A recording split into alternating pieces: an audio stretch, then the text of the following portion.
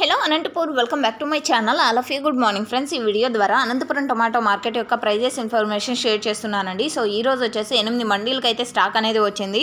ఒక మండీకి 2000, ఒక మండీకి 3000, ఒక మండీకి 800. సో ఈ విధంగా ఒక్కొక్క మండీకి ఒక్కొక్క రకంగా వచ్చిందనమాట. సో ఓకే ఫ్రెండ్స్, ఇక ఈ రోజు ముందుగా డేట్ వచ్చేసి 28వ తేదీ ఫిబ్రవరి నెల 2025 సంవత్సరం.